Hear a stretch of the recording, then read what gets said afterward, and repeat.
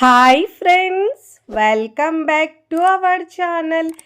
ఈరోజు మన కిచెన్లో టేస్టీగా ఇంకా క్రిస్పీగా ఉండే ఆనియన్ పకోడీని ఎలా చేయాలో చూపించబోతున్నానండి. పకోడీ అనగానే తినడానికి చాలామంది వెనుకాడతారండి. శనగపిండితో చేసిందని గ్యాస్ అవుతుందని చాలామంది ఇష్టంగా తినరండి. శనగపిండి లేకుండా క్రిస్పీగా క్రంచీగా ఇలా ఆనియన్ పకోడీ వేస్తే చాలా చాలా టేస్టీగా ఉంటుందండి. పిల్లలు పెద్దలు కూడా ఇలా వేడిగా చేసి పెట్టండి, చాలా ఇష్టంగా తింటారండి. అచ్చం స్వీట్ షాప్లో ఎలా ఉంటుందో అలానే వస్తుందండి.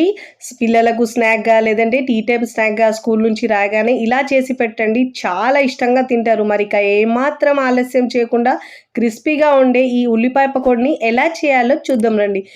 ముందుగా మిక్సింగ్ బౌల్ తీసుకొని దాంట్లో మీడియం సైజు ఒక 4 ఉల్లిగడ్డలను తీసుకోవాలండి. ఇలా ఆనియన్ని తీసుకొని ఇలా పొడవుగా స్లైసెస్గా కట్ చేసుకొని తీసుకోవాలండి.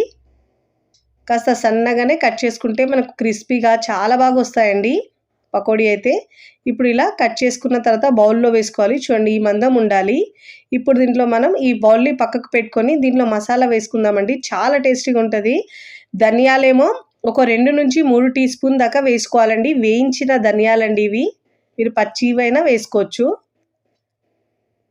ఇప్పుడు దీంట్లో పచ్చిమిరపకాయలు 2 కట్ చేసి వేసుకోవాలండి. దీన్ని బరకగా గ్రైండ్ చేసుకొని పక్కకు పెట్టుకోవాలి.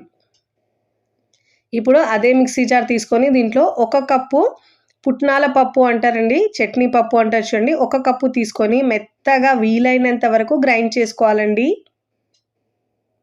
చూడండి, ఇలా మెత్తగా గ్రైండ్ చేసుకొని ఈ మిక్సీ జార్ని పక్కకు తీసుకోవాలండి. ఇప్పుడు ఈ ఉల్లిపాయల్లో మసాలాలు యాడ్ చేసుకుందామండి. ఇప్పుడు దీంట్లో రుచికి సరిపోయినంత ఉప్పు వేసుకోవాలండి. ఉప్పు కారం మీ టేస్ట్ని బట్టి యాడ్ చేసుకోండి.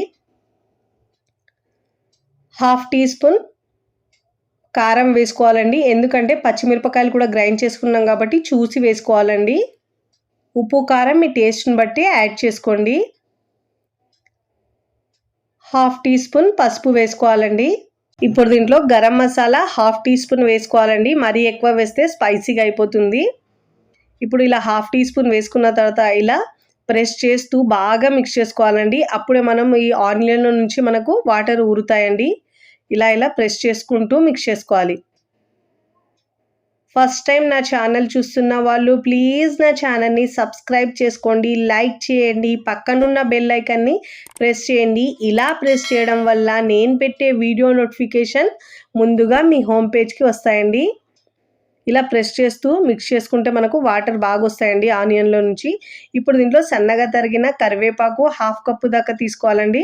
సన్నగా తరిగిన కొత్తిమీర కూడా 1/2 కప్పు దాకా తీసుకోవాలి. ఇప్పుడు ముందుగా గ్రైండ్ చేసుకున్నాం కదా కచ్చాపచ్చాగా, మనము ధనియాలు ఇంకా పచ్చిమిరపకాయలు అది కూడా వేసుకోవాలండి. దీనివల్ల ఫ్లేవర్ చాలా బాగా వస్తుందండి. ఇలా బాగా మిక్స్ చేసుకోవాలి. వేడిగా తింటే రుచి అద్భుతంగా ఉంటుందండి. ఇప్పుడు ముందుగా గ్రైండ్ చేసుకున్న పుట్నాల పొడి ఉంది కదండి, అది వేసుకోవాలి దీంట్లో. ఇలా మొత్తం వేసుకోవాలి. ఇప్పుడు దీంట్లో ఇంకా క్రిస్పీగా రావడానికి ఇక్కడ నేను ఒక 2 నుంచి 3 టేబుల్ స్పూన్ దాకా బియ్యపిండి వేసుకోవాలండి. ఇలా బియ్యపిండి వేసుకోవడం వల్ల టేస్ట్ చాలా బాగా వస్తుంది. ఒకవేళ మీకు బియ్యపిండి వేయడం ఇష్టం లేకపోతే స్కిప్ చేసినా టేస్టీగా ఉంటుందండి. ఇప్పుడు ఇలా బాగా మిక్స్ చేసుకోవాలి. ఈ పిండిని మొత్తం ఈ ఆనియన్కి బాగా పట్టించాలండి. ఒకవేళ మీకు పిండి చాలా తక్కువ అనిపిస్తుంటే మీరు కొద్దిగా బియ్యపిండి అయినా ఒక టేబుల్ స్పూన్ దాకా వేసుకోవచ్చండి. నాకైతే కరెక్ట్గా సరిపోయిందండి. ఇప్పుడు దీంట్లో కొద్దిగా వాటర్ వేస్తూ పిండిని మిక్స్ చేసుకోవాలండి. మరీ ఎక్కువ వేస్తే మనకు పిండి పల్చగా అయిపోతుంది. పిండి ఇక్కడ పల్చగా కావద్దండి. వీడియోలో చూపించిన విధంగా పిండిని మిక్స్ చేసుకోవాలి. మనం అదే శనగపిండి ఎలా వేసుకుంటామో పకోడీ సేమ్ అదే విధంగా పిండిని మిక్స్ చేసుకోవాలి.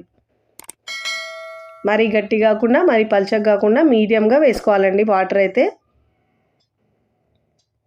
ఇలా బాగా మిక్స్ చేసుకోవాలి.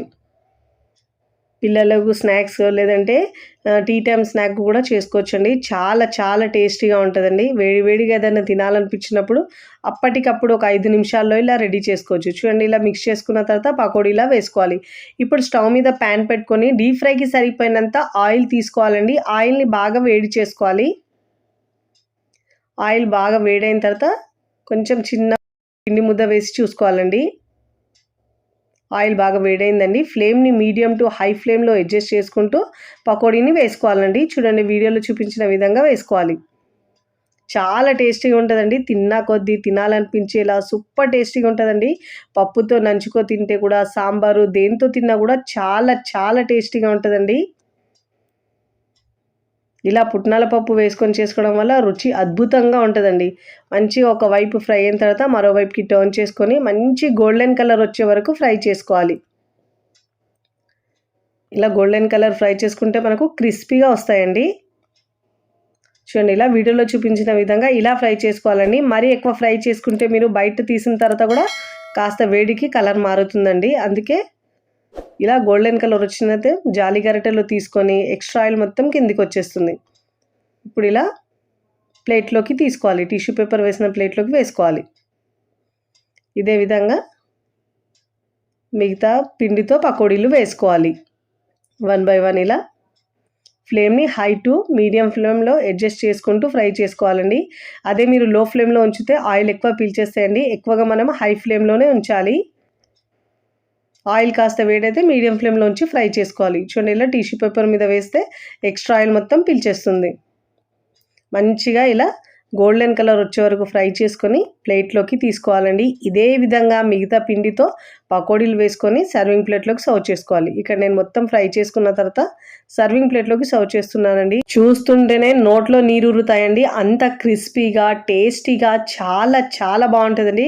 అచ్చం బయట కొన్నట్టే మనం ఇంట్లోనే ఈజీగా ఇక హెల్తీగా ఇలా మనం రెడీ చేసుకోవచ్చండి. పిల్లలు పెద్దలు కూడా హ్యాపీగా తినచ్చండి. అంత బాగుంటుంది. మీరు కూడా తప్పకుండా ఒకసారి ఇలా పుట్నాల పప్పు వేసి పకోడీ చేయండి. మీ ఇంట్లో వాళ్ళకు కూడా బాగా నచ్చుతుందండి. మళ్ళీ తిన్న తర్వాత మళ్ళీ మళ్ళీ చేయమంటారు. అంత రుచికరంగా ఉంటాయి. ఇలా మనం దాంతోపాటు ఇలా పచ్చిమిరపకాయలు పెట్టుకొని తింటే రుచి అయితే భలే ఉంటుందండి. చూడండి ఎంత క్రిస్పీగా వచ్చిందో తుంచి చూపిస్తాను. చూడండి ఎంత క్రిస్పీగా వచ్చిందో. చాలా క్రిస్పీగా ఉంటాయండి. ఇలా చాలా క్రిస్పీగా వస్తాయి. చూడండి ఎంత క్రిస్పీగా వచ్చిందో. వీడియో నచ్చితే లైక్ చేయండి. ఫ్రెండ్స్ ఫ్యామిలీకి షేర్ చేయండి. మరికొన్ని టేస్టీ సింపుల్ క్విక్ రెసిపీస్ కోసం టీ కిచెన్ని సబ్స్క్రైబ్ చేసుకోండి. Thanks for watching.